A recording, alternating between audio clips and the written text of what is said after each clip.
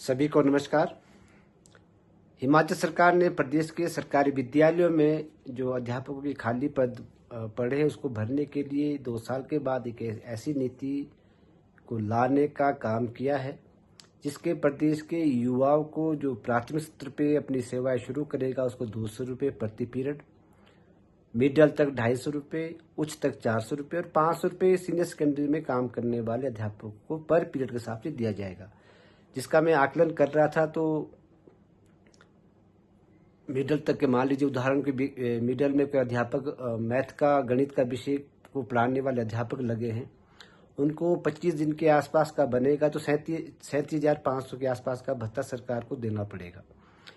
मेरा। और senior secondary में क्योंकि 2 ही पीरियड मिलते हैं तो उसको 25,000 के आसपास का ही ऐसा इस कैलकुलेशन हिसाब से मिलने वाला है। मेरा हिमाचल प्रदेश के माननीय मुख्यमंत्री महोदय और शिक्षा मंत्री महोदय से आग्रह है कि आप क्योंकि कॉन्ट्रैक्ट पे जब आदमी लगता है तो 37,000 के आसपास का ही भत्ता उनको मिलता है। तो मेरा आपसे निवेदन ये है कि आपने जब इस प्रकार इतना भत्ता देना ही है तो आप नियमित भर्ती करने का प्रयास सरकार क्यों नहीं कर रही है। आपने आश्वासन दिया है कि प्रदेश के युवाओं को जो सरकारी सेवाओं में आएगा उसको हम ओपीएस देंगे और आपने ओपीएस की घोषणा भी की है। तो ओपीएस तो तब मिलेगा जब सरकारी सेवा में वो आएगा। आप क्योंकि ये तो आउटसोर्स पे आप नियुक्ति करने वाले हैं। हमारा हिमाचल प्रदेश पहले भी शिक्षा के क्षेत्र में काफ़ी पिछड़ चुका है और इसका खामियाजा भी हम सरकार को भी खामियाजा के ना के भुगतना पड़ रहा है। जो 2006 में जो पीटीए पे जो लगे थे, 2002 में जो पैरा पे जो लोग लगे थे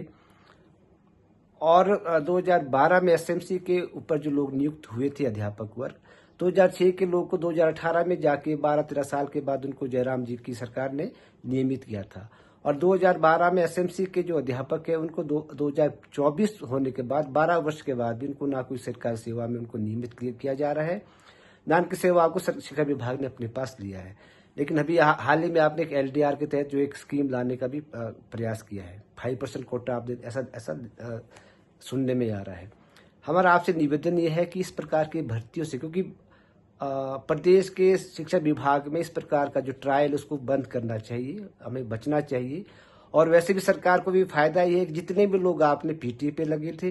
जितने भी लोग इस प्रकार की नियुक्ति से हुए थे, वो बाद में नियमित होकर वो सारे कोर्ट से केस जीत चुके हैं। तो मेरा आपसे आग्रह है कि मुझे पता है कि प्रदेश का जो कर्मचारी वर्ग है वो नहीं बोलेगा, वो और डरता है, अपने ट्रांसफर से भी डरता है, अपना गृह क्षेत्र वो छोड़ना नहीं चाहता। और प्रदेश का जो कल तक आपके आसपास जो कर्मचारी वर्ग घूमता है वो किसी का नहीं है, वो पूर्व सरकार